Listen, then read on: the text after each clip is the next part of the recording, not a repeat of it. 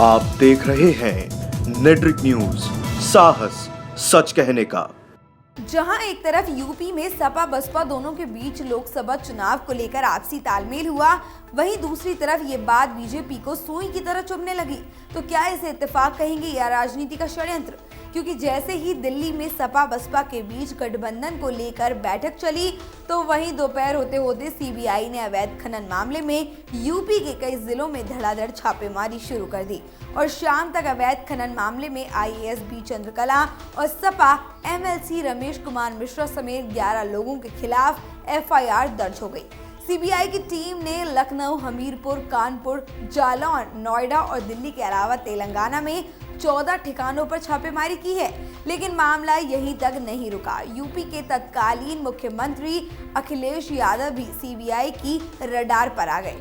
क्यों, कैसे, इन सवालों को तो हम आपको बाद में बताएंगे, लेकिन पहले ये जान लीजिए कि अवैध खनन मामले में सीबीआई की जांच पर अखिलेश यादव ने क्या कुछ कहा।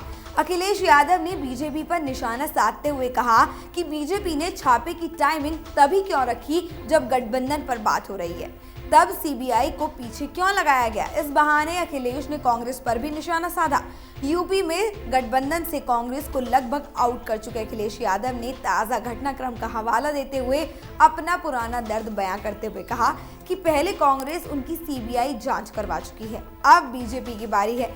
मुझे खुशी है कि बीजेपी ने कम से कम अपना रंग तो दिखा दिया। इससे पहले कांग्रेस ने हमें सीबीआई से मिलने का मौका दिया था और इस बार बीजेपी ने दोबारा हमें ये मौका दिया है। जिस संस्कृति को बीजेपी छोड़कर जा रही है, हम भी उसी पर अमल करेंगे। रही बात सीबीआई की, तो सीबीआई अगर मुझसे पूछताछ करेगी तो मैं जवाब दूंगा, लेकिन जनता बीजेपी को जवाब देने के मूड में है। अखिलेश यादव ने सीबीआई जांच के बहाने कांग्रेस का अतीत याद दिलाकर अटकलों को और हवा दे दी है। हालांकि कांग्रेस अभी अखिलेश यादव के पक्ष में खड़ी नजर आ रही है। कांग्रेस के बड़े नेता कपिल सिब्बल ने कहा है कि जो भी बीजेपी के खिलाफ बोलता है उसके खिलाफ छापेमारी की जाती है। वहीं अब उत्तर प्रदेश की सियासत में नई इबारत लिखी जा रही है। लोकसभा चुनाव 2019 के लिए सपा बसपा गठबंधन की कवायद के बीच दोनों दलों के नेता एक साथ खड़े नजर आ रहे हैं। अवैध खनन मामले को लेकर सीबीआई अखिलेश यादव पर शिकंजा कसने के मूड में दिखी तो दर्द सपा को ही नहीं बल्कि बसपा को और कांग्रेस को भी होने लगा। यही वजह है कि अखिलेश के बचाव में बसपा के महासचिव सतीश चंद्र मिश्रा और कांग्रेस के महासचिव गुलाब नबी आजाद खुलकर खड़े हो गए। हालांकि बसपा सपा के इतिहास में 1993 के बाद पहली बार ऐसा हुआ है कि जब सपा के ऊपर परेशानी आई तो बसपा ढाल बनकर आगे सामने आ गई। सपा के महासचिव राम गोपाल यादव और बसपा के सतीश चंद्र मिश्रा ने एक साथ बीजेपी पर हमला बोल दिया है। राम गोपाल यादव ने कहा है कि अभी तो सपा बसपा का गठबंधन भी नहीं हुआ था कि बीजेपी ने तोते से गठबंधन कर लिया। वहीं बसपा नेता सतीश चंद्र ने कहा है कि बीजेपी मुद्दों से भटकाने के लिए सीबीआई का दुरुपयोग की जा रही है।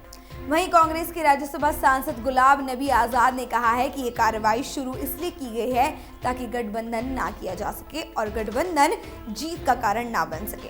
खैर, ये तो लोकसभा चुनाव में जनता जनार्दन ही तय करेगी कि किसे सत्ता के सिंहासन पर बैठाना है। तो चलिए अब पूरा अवैध खनन मामला भी जान लीजिए, जिसमें आईएएस चंद्रकला समेत 11 लोगों के खिलाफ केस दर्ज हो चुका है और यूपी के पूर्व सीएम अखिलेश यादव पर सीबीआई की तलवार लटक रही है। दरअसल साल 2012 में यूपी के हमीरपुर में अवैध खनन का मामला सामने आया था, जिसके बाद इलाहाबाद हाई कोर्ट ने 2016 में सपा सरकार के कार्यकाल में अवैध खनन और मनमानी तौर पर खदानों के पट्टे देने का मामला सीबीआई को सौंप दिया था। इस मामले में थोड़ा और पीछे जाएं तो 31 मई 2012 को यूपी में एक टेंडर हुआ था जिसे ई टेंडर के नियमों की अनदेखी की गई। वहीं डीएम बी चंद्रकला पर हमीरपुर में जिलाधिकारी रहते हुए अवैध खनन और अपने चहेतों को पट्टे देने का आरोप है। इसी के चलते सीबीआई ने यूपी के हमीरपुर, नोएडा, लखनऊ और कानपुर समेत 14 इलाकों में छापेमारी की है। छापेमारी में बी चंद्रकला के घर से कई अहम दस्तावेज भी बरामद हुए हैं। सीबीआई ने आईएएस बी चंद्रकला का एक लॉकर और 2 खाते सीज कर दिए हैं। इतना ही नहीं, तत्कालीन खनन मंत्री रहे गायत्री प्रजापति का नाम भी सामने आ रहा है।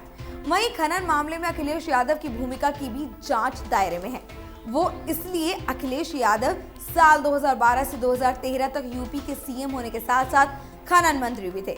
सीबीआई ने अवैध खनन मामले में जिन्हें आरोपी बनाया है उनके नाम हैं मोइनुद्दीन तत्कालीन खनन अधिकारी सपा के एमएलसी रमेश कुमार मिश्रा और उनके भाई दिनेश कुमार मिश्रा, अंबिका तिवारी, रामेश्वर प्रजापति जो कि पूर्व खनन क्लर्क हैं, बसपा नेता संजय दीक्षित और इनके पिता सत्यदेव दीक्षित, राम अवतार सिंह जो कि एक सीनियर क्लर्क रह चुके हैं।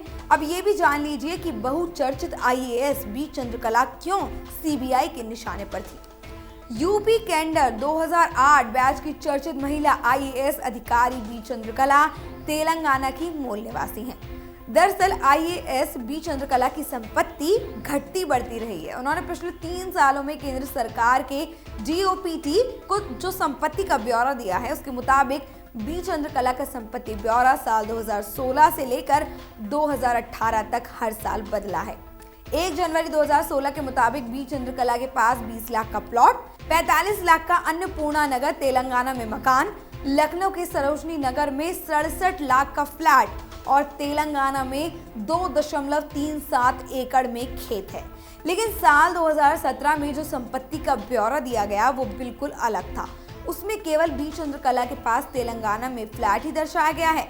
1 जनवरी 2018 के ब्यौरे के मुताबिक उनके पास 45 लाख की जमीन है।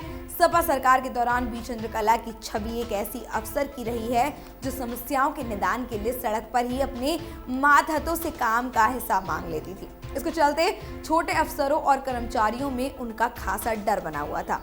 उनकी छवि एक तेज तर्रार अफसर की रही है। बी चंद्रकला ने कई बार मीडिया तक को भी तवज्जो नहीं दी। इतना ही नहीं, इस आईएएस अधिकारी के सोशल मीडिया पर फॉलोअर्स भी किसी नेता से कम नहीं है। सोशल मीडिया पर चर्चित रहने वाली आईएएस अधिकारी बी चंद्रकला इस बार सीबीआई की कार्रवाई के चलते सुर्खियों में बनी हुई है। लिहाजा जिस तरह से यूपी में अवैध खनन मामला तूल पकड़ता जा रहा है, उससे तो यही लगता है कि बीजेपी को सपा बसपा का गठबंधन पसंद नहीं आया। लेकिन अवैध खनन मामले में उठे अखिलेश यादव पर सवालों का दर्द अब बसपा को भी महसूस हो रहा है। बीजेपी के रथ को रोकने के लिए बुआ बबुआ की जोड़ी एक बार फिर से सामने आ रही है। फिलहाल के लिए इतना ही। देश और दुनिया की तमाम अहम खबरों को जानने के लिए देखते रहिए नेटवर्क न्यूज। साथ ही साथ हमारे चैनल को सब्सक्राइब करें, बेल आइकन जरूर दबा दें नेटवर्क न्यूज की खबरें सबसे पहले देखने के लिए। हमारे साथ जुड़े रहने के लिए हमारे YouTube चैनल को सब्सक्राइब करें, साथ ही बेल आइकन को दबाएं नेटवर्क न्यूज की खबरें सबसे पहले देखने के लिए।